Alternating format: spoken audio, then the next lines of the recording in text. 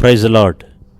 ಕರ್ತನಾದ ಯೇಸುವಿನ ನಾಮದಲ್ಲಿ ಪುನರಾವರ್ತಿ ನಿಮ್ಮೆಲ್ಲರನ್ನ ದೇವರ ವಾಕ್ಯ ಧ್ಯಾನಕ್ಕೋಸ್ಕರ ಸ್ವಾಗತವನ್ನು ಮಾಡುವಂಥವರಾಗಿದ್ದೇವೆ. ಪ್ರಿಯ ಸಹೋದರ ಸಹೋದರಿಯರೇ, ಈ ದಿನದ ವಾಕ್ಯ ಧ್ಯಾನಕ್ಕಾಗಿ 2 ತಿಮೋತಿಯನಿಗೆ ಬರೆದ ಪತ್ರಿಕೆ 2 ತಿಮೋತಿ ಚಾಪ್ಟರ್ 4 3ನೇ ವಾಕ್ಯವನ್ನು ಮತ್ತು 4ನೇ ವಾಕ್ಯಗಳನ್ನು ನಾವು ನೋಡೋಣ. 2 ತಿಮೋತಿ 4ನೇ ಅಧ್ಯಾಯ 3 ಮತ್ತು 4ನೇ ವಾಕ್ಯ. ದೇವರ ವಾಕ್ಯದಲ್ಲಿ ಬರೆದಿದೆ, ಯಾಕೆಂದರೆ ಜನರು ಸ್ವಸ್ಥ ಬೋಧನೆಯನ್ನು ಸಹಿಸಲಾರದ ಕಾಲವು ಬರುತ್ತದೆ, ಅದರಲ್ಲಿ ಅವರು ತೀಟೆ ಕಿವಿಗಳುಳ್ಳವರಾಗಿ ತಮ್ಮ ದುರಾಶೆಗಳಿಗೆ ಅನುಕೂಲರಾದ ಅನೇಕ ಉಪದೇಶಕರನ್ನು ಇಟ್ಟುಕೊಳ್ಳುವರು. ಅವರು ಸತ್ಯ ಬೋಧನೆಗೆ ಕಿವಿಗೊಡದೆ ಕಲ್ಪನಾ ಕಥೆಗಳನ್ನು ಕೇಳುವುದಕ್ಕೆ ಹೋಗುವರು ಅಂತೇಳಿ ದೇವರ ವಾಕ್ಯದಲ್ಲಿ ಬರೆದಿರೋದನ್ನು ನಾವು ನೋಡ್ತೇವೆ. ಇದರ ಹಿನ್ನೆಲೆಯನ್ನು ನಾವು ನೋಡೋದಾದರೆ, ಇದನ್ನು ಯಾವ ಹಿನ್ನೆಲೆಯಲ್ಲಿ ಪೌಲ ತಿಮೋತಿಯನಿಗೆ ಬರಿತಾ ಇದ್ದಾನೆ ಅಂತ ನೋಡುವಾಗ, ಸುವಾರ್ತೆಯ ನಿಮಿತ್ತವಾಗಿ ಪೌಲ ಹಿಂಸೆಗೊಳಗಾಗಿ ಸೆರೆಮನೆಯಲ್ಲಿದ್ದಾನೆ. ಅವನ ಜೊತೆ ಇದ್ದಂಥ ಸ್ನೇಹಿತರಿರ್ಬೋದು, ಸಹಾಯಕರಿರ್ಬೋದು, ಅವನನ್ನು ತೊರೆದಿದ್ದಾರೆ. 2 ತಿಮೋತಿ 1ನೇ ಅಧ್ಯಾಯ 15ನೇ ವಾಕ್ಯ ಮತ್ತು 4ನೇ ಅಧ್ಯಾಯ 16ನೇ ವಾಕ್ಯದಲ್ಲಿ ನೀವು ಅದನ್ನು ನೋಡ್ಬೋದು. ಮತ್ತು ಅವನಿಗೆ ಗೊತ್ತು, ತನ್ನ ಮರಣದ ಸಮಯ ಹತ್ತಿರವಾಗಿದೆ ಅಂತೇಳಿ ಅವನಿಗೆ ಗೊತ್ತಿದೆ. ನೋಡಿ, 4ನೇ ಅಧ್ಯಾಯ 6ನೇ ವಾಕ್ಯದಲ್ಲಿ ಬರೆದಿದೆ, ಯಾಕೆಂದರೆ ನಾನಂತೂ ಈಗಲೇ ಪಾನದ್ರವ್ಯವಾಗಿ ಅರ್ಪಿತನಾಗುತ್ತಾ ಇದ್ದೇನೆ, ನಾನು ಹೊರಟು ಹೋಗಬೇಕಾದ ಸಮಯವು ಸಮೀಪಕ್ಕೆ ಬಂದದೆ ಅಂತೇಳಿ ಪೌಲ ಹೇಳೋದನ್ನು ನೋಡ್ತೇವೆ. ಇದೆಲ್ಲದರ ಮಧ್ಯದಲ್ಲಿ ಆತನು ವೇದನೆಯಲ್ಲಿದ್ದಾನೆ. ಈ ಎಲ್ಲ ಪರಿಸ್ಥಿತಿಗಳ ನಡುವೆ ಪೌಲ ನಿರಾಸೆಗೊಂಡಿರೋದಿಲ್ಲ, ಅಥವಾ ದುಃಖ ಪಡಲಿಲ್ಲ, ಅಥವಾ ಹೆದರಿಕೊಳ್ಳಲಿಲ್ಲ, ಅದಕ್ಕೆ ಸೋತು ಹೋಗಲಿಲ್ಲ.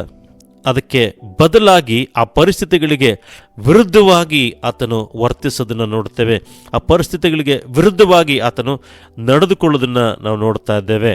ಅವನು ತನ್ನ ನಿರೀಕ್ಷೆ ಮತ್ತು ಭರವಸೆಯ ವಿಷಯವನ್ನು ಅವನು ತಿಮೋತಿಯನಿಗೆ ಪ್ರಕಟಿಸೋದನ್ನು ನೋಡ್ತೇವೆ. ಅದು ಮಾತ್ರವಲ್ಲ, ಆತನು ಕರ್ತನ ಸೇವೆಯಲ್ಲಿ ಆತನಿಗೆ ಪ್ರೋತ್ಸಾಹ ನೀಡೋದಕ್ಕೋಸ್ಕರ ಈ ಪತ್ರಿಕೆಯನ್ನು ಬರೆಯೋದನ್ನು ನೋಡ್ತೇವೆ. ಸೊ ದೇವರಾತ್ಮನ ಪ್ರೇರಣೆಯಿಂದ ಭವಿಷ್ಯದಲ್ಲಿ ಜನರು ಹೇಗಿರುತ್ತಾರೆ ಅಂತೇಳಿ ಅದನ್ನು ಸೂಚಿಸೋದನ್ನು ನೋಡ್ತೇವೆ. ಇದು 2000 ವರ್ಷಗಳ ಹಿಂದೆ ಪೌಲ ಯಾವ ರೀತಿಯಾಗಿ ಜನಗಳು ಇರ್ತಾರೆ ಅನ್ನೋದನ್ನು ಆಗಲೇ ದೇವರಾತ್ಮನು ಪೌಲನಿಗೆ ಪ್ರಕಟ ಮಾಡಿದ್ದನ್ನು ನಾವೀಗ ನೋಡ್ತಾ ಇದ್ದೇವೆ. ದೇವರ ವಾಕ್ಯದಲ್ಲಿ ಬರೆದಿದೆ, ಸ್ವಸ್ಥ ಬೋಧನೆ, ಸರಿಯಾದ ಉಪದೇಶ, ಪರಿಶುದ್ಧ ಜೀವನ, ನಂಬಿಗಸ್ತ ಸೇವೆ ಮತ್ತು ಧೈರ್ಯದಿಂದ ಬೋಧನೆಗಳು, ಇವುಗಳ ಪ್ರಾಮುಖ್ಯತೆಯನ್ನು ಆತನು ತಿಳಿಸೋದನ್ನು ನೋಡ್ತೇವೆ. ಅಂದರೆ ಯಾವ ರೀತಿಯಾದ ಕಾಲಘಟ್ಟಗಳು ಬರುತ್ತೆ ಅಂತೇಳಿ ದೇವರಾತ್ಮನು ಆತನಿಗೆ ಮುಂಚಿನ ಆಲೋಚನೆ ಕೊಟ್ಟಿದ್ದ, ಅದನ್ನು ಆತನು ಆಗಲೇ ಪ್ರಕಟ ಮಾಡಿದ್ದ, ಆಗಲೇ ಬರೆಸಿದ್ದ. ತಿಮೋತಿಯನಿಗೆ ಬರೆದ ಪತ್ರಿಕೆಯಲ್ಲಿ ಆಗಲೇ ಪೌಲನು ಬರೆದಿರೋದನ್ನು ನೋಡ್ತೇವೆ.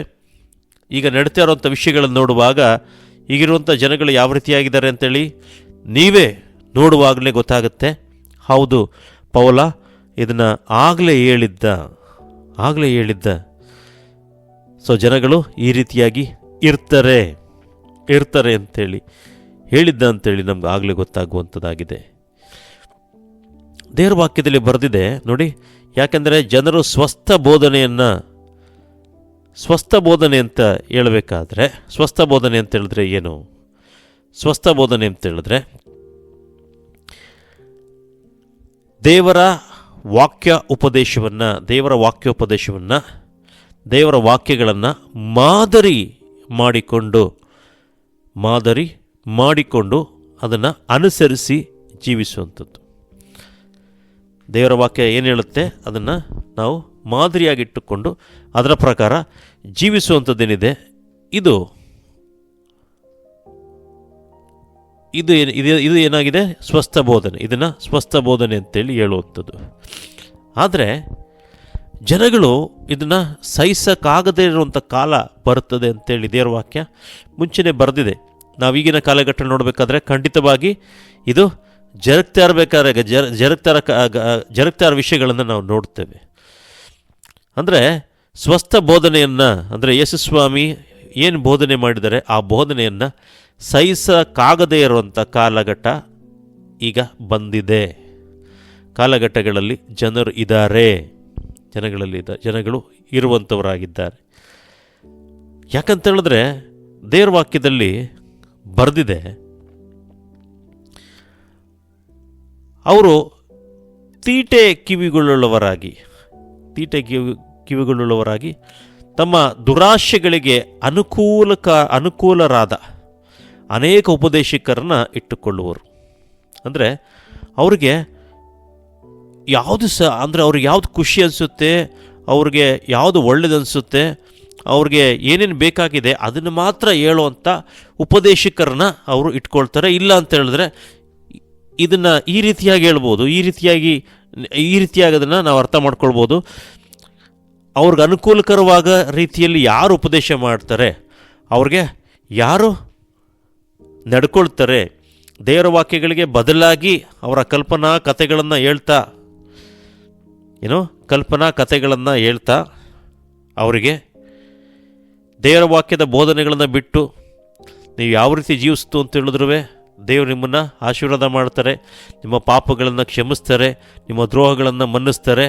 ನೀವು ಹೆಂಗೆ ಇತ್ತು ಅಂತ ಹೇಳಿ ದೇವರು ನಿಮ್ಮನ್ನು ಪ್ರೀತಿ ಮಾಡ್ತಾರೆ, ನಿಮ್ಮನ್ನು ದೇವರು ಆಶೀರ್ವಾದ ಮಾಡ್ತಾರೆ, ನೀವು ಪರಲೋಕಕ್ಕೆ ಹೋಗ್ತೀರಾ. ಈ ರೀತಿಯಾಗಿ ಅವ್ರಿಗೆ ಖುಷಿ ಅನಿಸುತ್ತೆ, ಅವ್ರಿಗೆ ಯಾವ ರೀತಿಯಾಗಿ ಹಿತ ಅನಿಸುತ್ತೆ, ಈ ರೀತಿ ಬೋಧನೆಗಳನ್ನು ಅವರು ಕೇಳೋದಕ್ಕೆ ಇಷ್ಟಪಡ್ತಾರೆ. ಇಲ್ಲ ಆ ರೀತಿಯಾಗಿ ಬೋಧಿಸುವಂಥ ಕಡೆಗೆ ಅವರು ಹೋಗಲು ಬಯಸ್ತಾರೆ. ಯಾಕಂತ ಹೇಳಿದ್ರೆ ಸ್ವಸ್ಥ ಬೋಧನೆಯನ್ನು ಅವರು ಸಹಿಸ್ಕೊಳ್ಳೋದಕ್ಕೆ ಆಗಲ್ಲ. ಅವ್ರಿಗೆ ಆಗಲ್ಲ. ಅವ್ರಿಗೆ ಯಾಕೆ ಸ್ವಸ್ಥ ಬೋಧನೆಯನ್ನು ಸಹಿಸ್ಕೊಳ್ಳೋಕ್ಕಾಗಲ್ಲ ಅಂತ ನೋಡಬೇಕಾದ್ರೆ, ಅವ್ರಿಗೆ ಯಾಕೆ ಸ್ವಸ್ಥ ಬೋಧನೆಯನ್ನು ಸಹಿಸ್ಕೊಳ್ಳೋದಕ್ಕೆ ಆಗಲ್ಲ ಅಂಥೇಳಿ ದೇವರ ವಾಕ್ಯದಲ್ಲಿ ನೋಡುವಾಗ ನೋಡ್ರಿ, ದೇವರ ವಾಕ್ಯ ಹೇಳುವಂಥದ್ದಾಗಿದೆ. ರೋಮಾಪುರದವರ ಪತ್ರಿಕೆ, ಬುಕ್ ಆಫ್ ರೋಮನ್ಸ್ ಚಾಪ್ಟರ್ 1, ರೋಮಾಪುರದವರ ಪತ್ರಿಕೆ 1ನೇ ಅಧ್ಯಾಯ 28ರಿಂದ 32ನೇ ವಾಕ್ಯವನ್ನು ನೋಡುವಾಗ, ರೋಮಾಪುರದವರ ಪತ್ರಿಕೆ book of Romans chapter 1 28 to 32, 28ರಿಂದ 32ನೇ ವಾಕ್ಯವನ್ನು ನೋಡುವಾಗ, ಇದಲ್ಲದೆ ದೇವರ ಜ್ಞಾನವು ಅವರಿಗೆ ಇಷ್ಟವಿಲ್ಲದ್ದರಿಂದ, ಅಂದರೆ ದೇವರ ಜ್ಞಾನ ಬೇಕಾಗಿಲ್ಲ, ಅಂದರೆ ದೇವರ ವಾಕ್ಯ ಏನು ಹೇಳುತ್ತೆ ಆ ವಾಕ್ಯದ ಜ್ಞಾನ ಅವರಿಗೆ ಬೇಕಾಗಿಲ್ಲ. ದೇವರ ಜ್ಞಾನ ಅವರಿಗೆ ಇಷ್ಟವಿಲ್ಲದರಿಂದ ಅಲ್ಲದ ಕೃತ್ಯಗಳನ್ನು ಬೇಡದ ಕೃತ್ಯಗಳನ್ನು ನಡೆಸುವವರಾಗುವಂತೆ ದೇವರು ಅವರನ್ನು ಅನಿಷ್ಟ ಭಾವಕ್ಕೆ ಒಪ್ಪಿಸಿದನು. ನೋಡಿದ್ರ, ದೇವರ ಜ್ಞಾನ ಅವ್ರಿಗೆ ಇಷ್ಟ ಇಲ್ಲ, ಅಲ್ಲದ ಕೃತ್ಯಗಳನ್ನು ನಡೆಸುವವರಾಗುವಂತೆ ದೇವರನ್ನು ಅನಿಷ್ಟ ಭಾವಕ್ಕೆ ಒಪ್ಪಿಸಿದಂತೆ.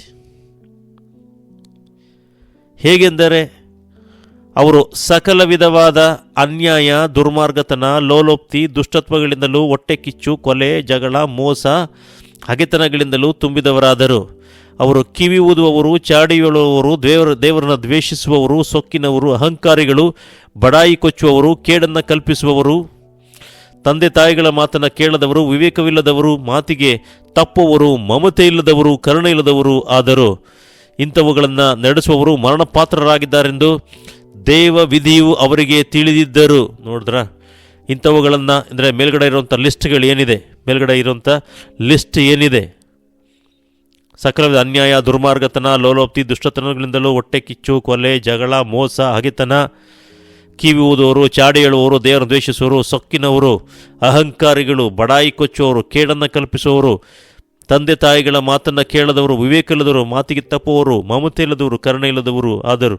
ಸೊ ಈ ರೀತಿಯಾಗಿ ಈ ಲಿಸ್ಟುಗಳೇನಿದೆ, ಇಂಥವುಗಳನ್ನು ನಡೆಸುವವರು ಮರಣಕ್ಕೆ ಪಾತ್ರರಾಗಿದ್ದಾರೆಂಬ ದೇವವಿಧಿಯು ಅವರಿಗೆ ತಿಳಿದಿದ್ದರು. ಅಂದರೆ ಗೊತ್ತವರಿಗೆ ಈ ರೀತಿಯಾಗಿ ಇಂಥವುಗಳು ನಡೆಸ್ತು ಅಂತ ಹೇಳಿದ್ರೆ ಮರಣಕ್ಕೆ ಪಾತ್ರರಾಗಿದ್ದೇವೆ ಅಂತೇಳಿ ಅವರಿಗೆ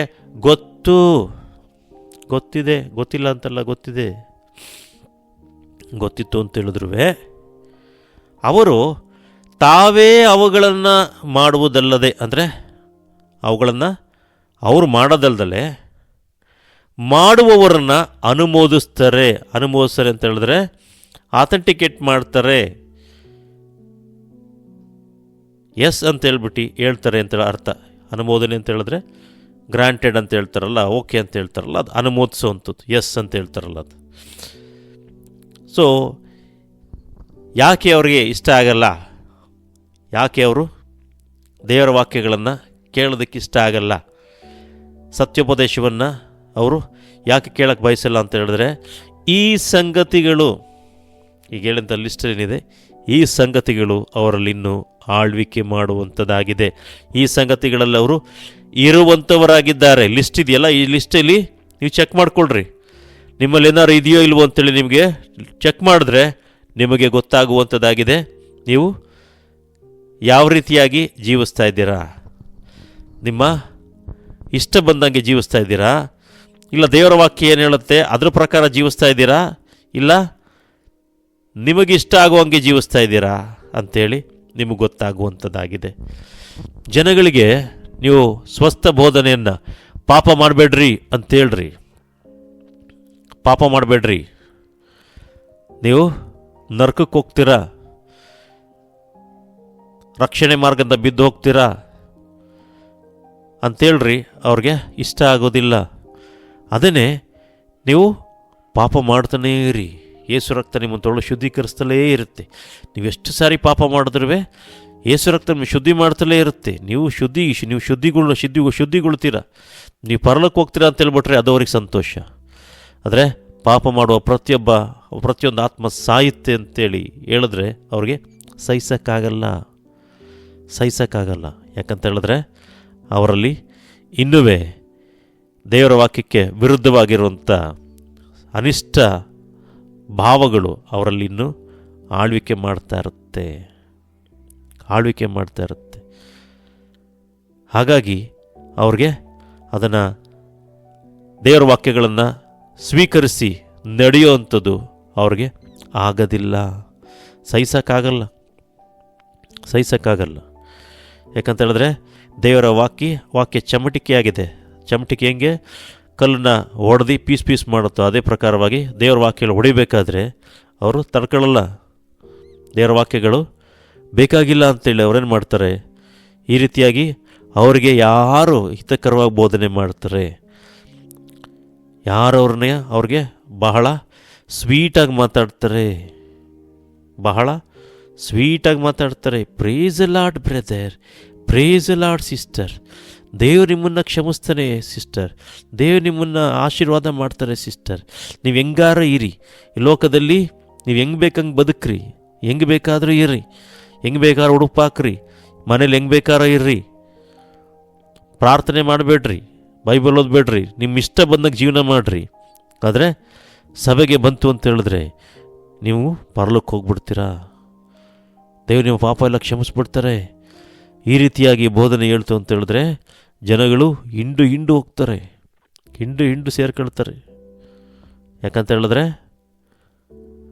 ರೋಗಿ ಬಯಸಿದ್ದು ಅಲ್ಲೋನ್ನ, ವೈದ್ಯ ಹೇಳಿದ್ದು ಅಲ್ಲೋನ್ನ. ಹಾಗಾಗಿ ಅವ್ರಿಗೇನು ಬೇಕೋದು ಅವ್ರಿಗೆ ಕಿವಿಗಿತ ಅನಿಸುತ್ತೆ, ಆಹಾ ಏನು ಪಾಪ ಮಾಡಿದ್ರು ದೇವ್ರನ್ನ ಕ್ಷಮಿಸ್ತಾನೆ, ನಾನು ಪರಲೋಕಕ್ಕೆ ಹೋಗ್ತೀನಿ. ಹಾಗಾಗಿ ಅವ್ರಿಗೆ ಇಷ್ಟ ಬಂದ ಉಪದೇಶಕರೇನಿದ್ದಾರೆ ಅವ್ರನ್ನ ಹುಡ್ಕೊಂಡು ಹೋಗ್ತಾರೆ. ಆದರೆ ಸತ್ಯ ಬೋಧನೆಯನ್ನು ಹೇಳುವಂಥವ್ರು ಅವ್ರಿಗೆ ಬೇಕಾಗಿಲ್ಲ, ದೇವರ ವಾಕ್ಯದಲ್ಲಿ ಸ್ಪಷ್ಟವಾಗಿ ಬರುತ್ತೆ, ಸತ್ಯವನ್ನು ತಿಳಿರಿ, ಸತ್ಯ ನಿಮ್ಮನ್ನು ಬಿಡುಗಡೆ ಮಾಡುತ್ತೆ.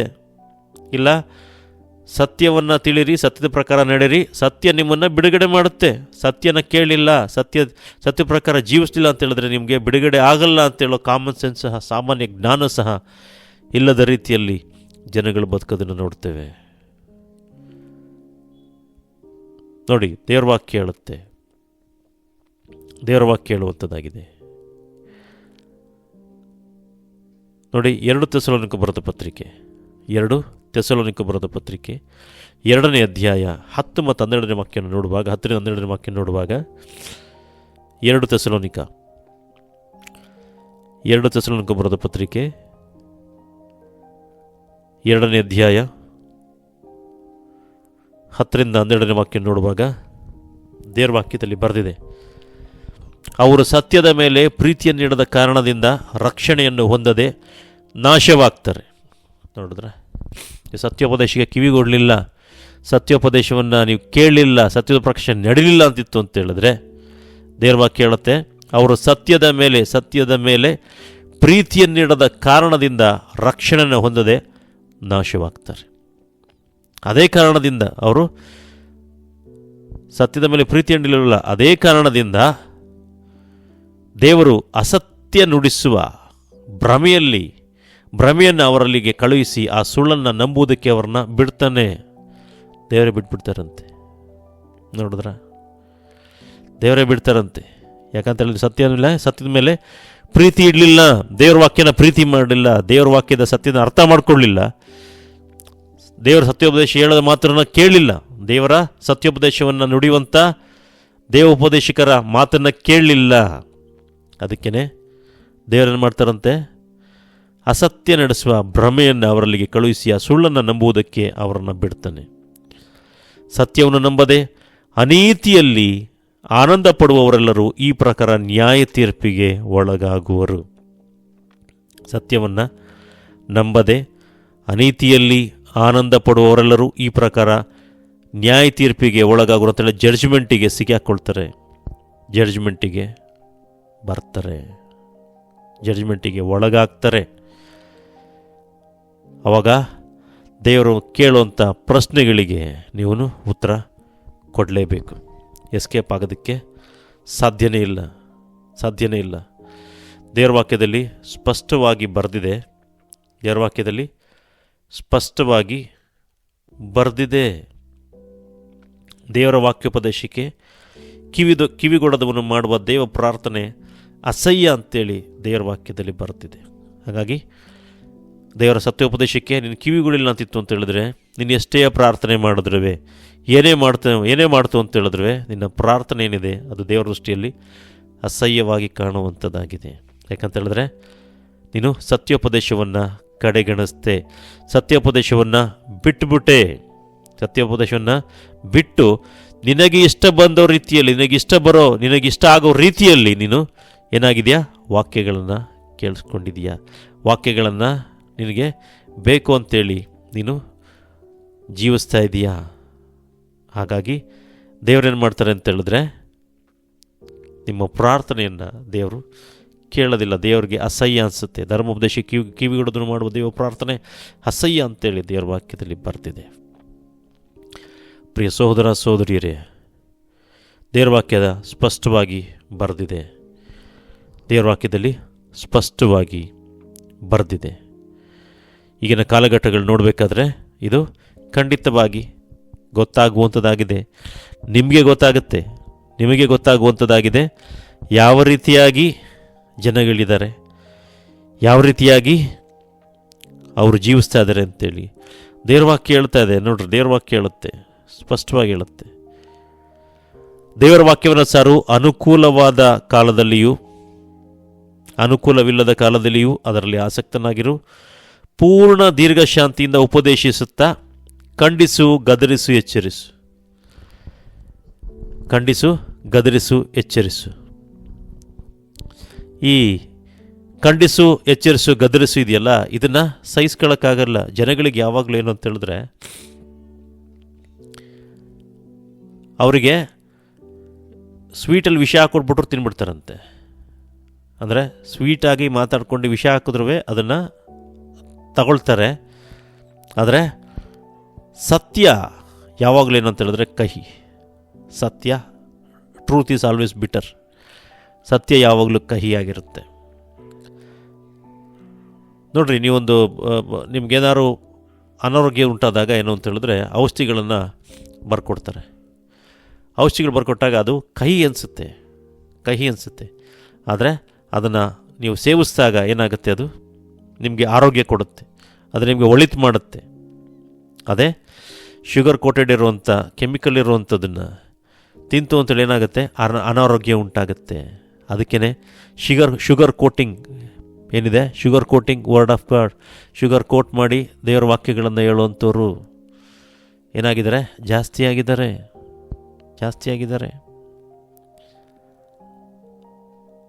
ದೇವರ ವಾಕ್ಯಗಳನ್ನು ಟ್ವಿಸ್ಟ್ ಮಾಡಿ ಹೇಳುವಂಥದ್ದು,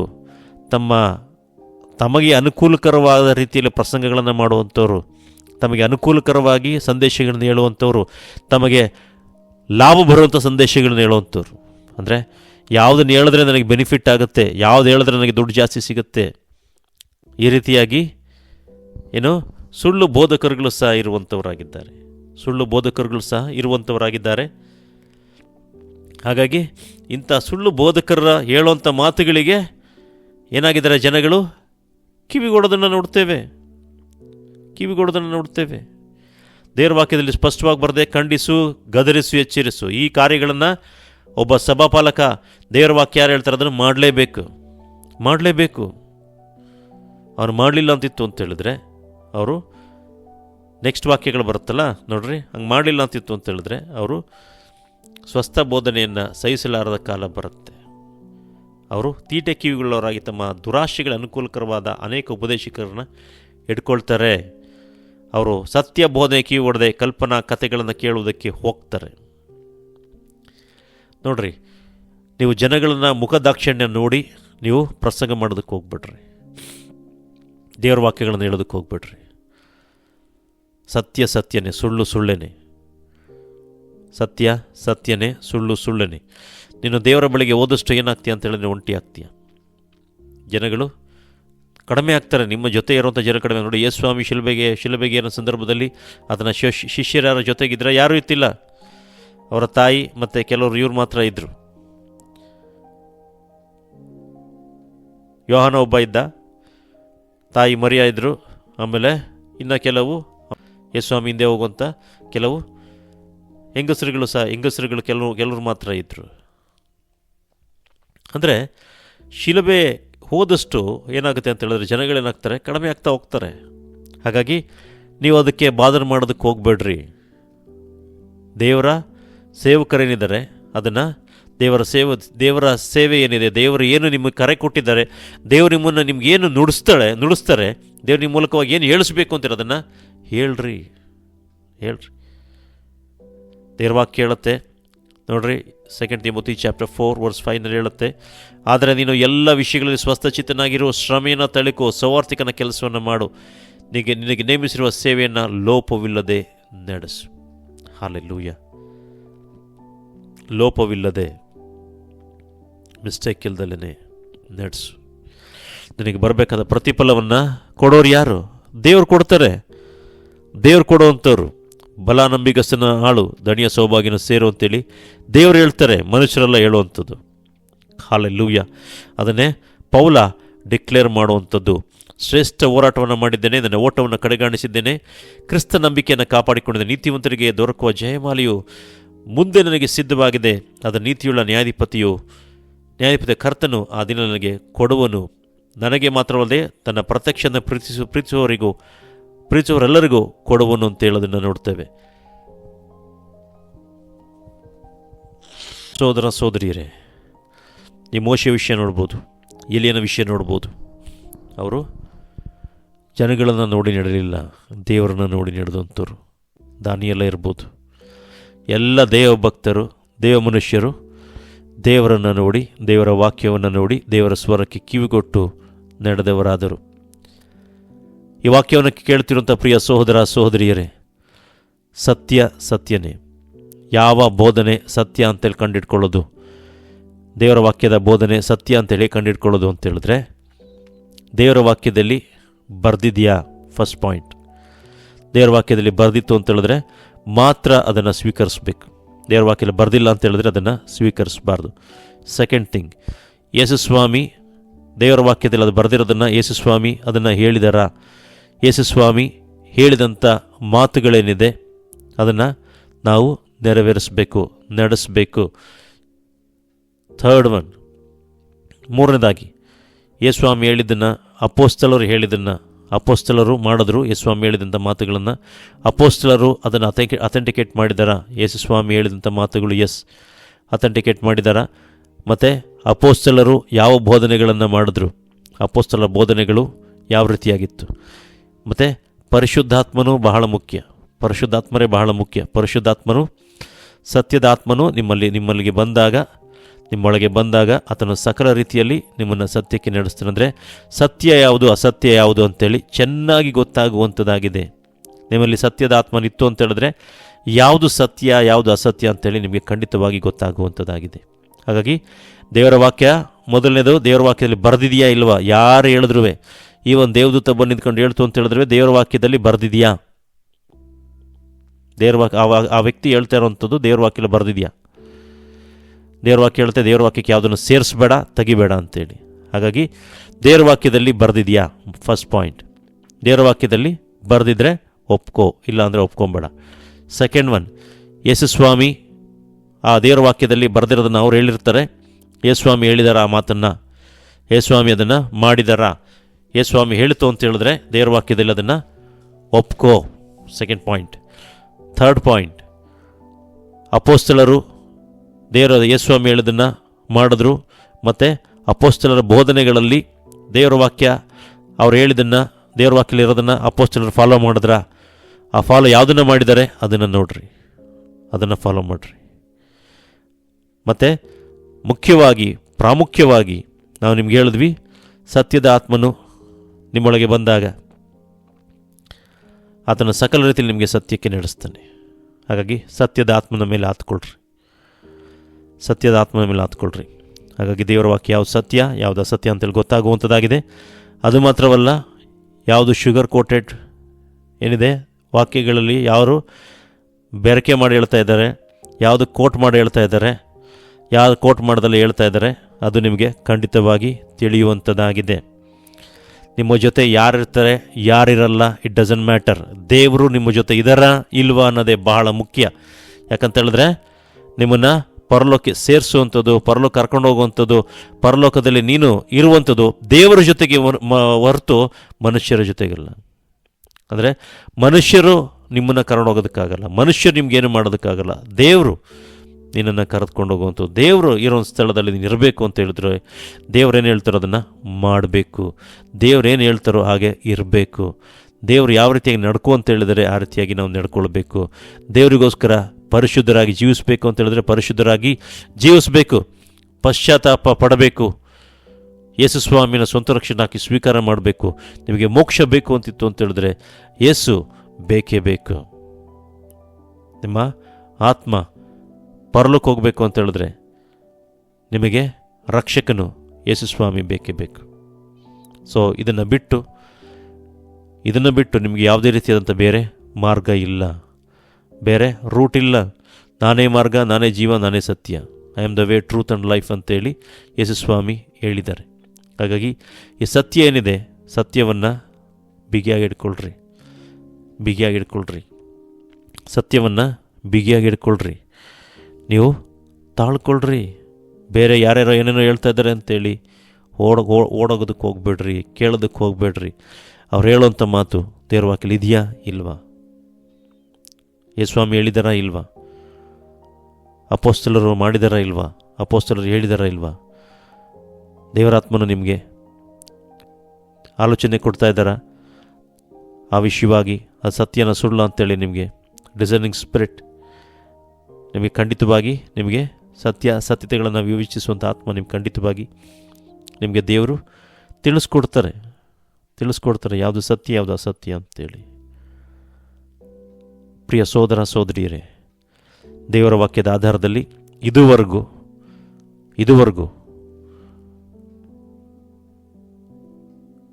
2 ತಿಮೋತಿ 4ನೇ ಅಧ್ಯಾಯ 3 ಮತ್ತು 4ನೇ ವಾಕ್ಯ ಮತ್ತು 5ನೇ ವಾಕ್ಯವನ್ನು ನಾವು ಹೇಳಿದ್ದೇವೆ. ಯಾಕೆಂದರೆ ಜನರು ಸ್ವಸ್ಥ ಬೋಧನೆ ಸಹಿಸಲಾರದ ಕಾಲ ಬರುತ್ತದೆ. ಕಾಲ ಬಂದಿದೆಯಾ ಅಂತ ಹೇಳಿದ್ರೆ ಎಸ್ ಬಂದಿದೆ. ಸಹಿಸೋಕ್ಕಾಗಲ್ಲ. ಯಾಕಂದರೆ ಸತ್ಯ ಅವ್ರಿಗೆ ಚುಚ್ಚುತ್ತೆ, ಸತ್ಯ ಅವ್ರಿಗೆ ಕಹಿ ಅನಿಸುತ್ತೆ, ಸತ್ಯನ ಅವ್ರಿಗೆ ತಡ್ಕೊಳ್ಳೋದಕ್ಕಾಗಲ್ಲ. ಸುಳ್ಳು ಹೇಳಿದ್ರೆ ಬೇಕಾದ್ರೆ ಕೇಳಿಸ್ಕೊಂಡು ಆಹಾ ಅಂತೇಳಿ ಖುಷಿಯಾಗಿರ್ತಾರೆ. ಅವ್ರಿಗೆ ತಮಗೆ ಯಾವ್ದು ಇಷ್ಟ ಆಗುತ್ತೆ ಅದನ್ನು ಮಾತ್ರ ಕೇಳಿಸ್ಕೊಂಡು ಮಿಕ್ಕಿದ್ದನ್ನು ಬಿಡ್ತಾರೆ. ಆ ರೀತಿಯಲ್ಲ. ಸ್ವಸ್ಥ ಬೋಧನೆ, ದೇವ್ರ ವಾಕ್ಯ ಏನು ಹೇಳುತ್ತೆ ಅದನ್ನು ಯಥಾವತ್ತಾಗಿ ಹೇಳುವಂಥದ್ದು, ಯಥಾವತ್ತಾಗಿ ಉಪದೇಶ ಮಾಡುವಂಥದ್ದು ಸ್ವಸ್ಥ ಬೋಧನೆ. ಸಹಿಸಲಾರದ ಕಾಲ ಬರುತ್ತದೆ, ಅದರಲ್ಲಿ ಕೆಲವರು ತೀಟೆ ಕಿವಿಗಳವರಾಗಿ ತಮ್ಮ ದುರಾಶೆಗಳಿಗೆ ಅನುಕೂಲರಾದ ಅನೇಕ ಉಪದೇಶಗಳನ್ನು ಇಟ್ಕೊಳ್ತಾರೆ. ಸೊ ಅವ್ರಿಗೆ ಹೆಂಗೆ ಪ್ರೀಚಿಂಗ್ ಬೇಕು, ಹೆಂಗೆ ಟೀಚಿಂಗ್ ಬೇಕು, ಹೆಂಗೆ ಏನೋ ಬ್ಲೆಸ್ಸಿಂಗ್ ವಾಕ್ಯಗಳು ಬೇಕು, ಅವ್ರಿಗೆ ಹೆಂಗೆ ಬೇಕಾಗಿದೆ ಅದನ್ನು ಹೇಳುವಂಥ ಉಪದೇಶಕರನ್ನ ಇಟ್ಕೊಳ್ತಾರೆ. ಅವ್ರ ಹತ್ರ ವಾಕ್ಯಗಳನ್ನು ಕೇಳಿಸ್ಕೊಳ್ತಾರೆ ಅಂತೇಳಿ. ಆದರೆ ದೇವ್ರವಾಕ್ಯ ಹೇಳುತ್ತೆ, ಆದರೆ ನೀನು ಎಲ್ಲ ವಿಷಯಗಳಲ್ಲಿ ಸ್ವಸ್ಥಚಿತ್ತನಾಗಿರು. ಅಂದರೆ ಸೌಂಡ್ ಮೈಂಡೆಡ್, ಸ್ವಸ್ಥಚಿತ್ತನಾಗಿರು. ಯಾವುದು ಒಳ್ಳೆಯದು, ಯಾವುದು ಒಳ್ಳೆಯದಲ್ಲ, ಯಾವುದು ಸತ್ಯ, ಯಾವುದು ಅಸತ್ಯ ಅಂತೇಳಿ ನೀವು ತಿಳ್ಕೊಂಡಿರಬೇಕು. ಪ್ರಿಯ ಸಹೋದರ ಸಹೋದರಿಯರೇ, ದೇವರ ವಾಕ್ಯದ ಆಧಾರದಲ್ಲಿ ಇದುವರೆಗೂ ದೇವರ ವಾಕ್ಯಗಳನ್ನು ಹೇಳುವಂತೆ ದೇವರು ಕೃಪೆ ಮಾಡಿದ್ದಕ್ಕಾಗಿ ಸ್ತೋತ್ರ. ದೇವರು ಈ ವಾಕ್ಯಗಳ ಮುಖಾಂತರವಾಗಿ ನಿಮ್ಮನ್ನು ಆಶೀರ್ವಾದ ಮಾಡಲಿ. God bless you. ನಮ್ಮ ಚಾನಲ್ನ ಇನ್ನು ಯಾರೆಲ್ಲ ಸಬ್ಸ್ಕ್ರೈಬ್ ಮಾಡ್ಕೊಂಡಿಲ್ಲ ಅವರು ಸಬ್ಸ್ಕ್ರೈಬ್ ಮಾಡ್ಕೊಳ್ಳಿ ಅಂತ ಕೇಳ್ಕೊಳ್ತಾ ಇದ್ದೀವಿ. ಯಾಕಂತ ಹೇಳಿದ್ರೆ ಬರುವಂಥ ವಾಕ್ಯ ಸಂದೇಶಗಳ ಅಪ್ಡೇಟ್ಗಳು ನಿಮಗೆ ಸಿಗುವಂಥದ್ದಾಗಿದೆ. ದೇವರು ಈ ವಾಕ್ಯಗಳ ಮುಖಾಂತರವಾಗಿ ನಿಮ್ಮನ್ನು ಆಶೀರ್ವಾದ ಮಾಡಲಿ. God bless you.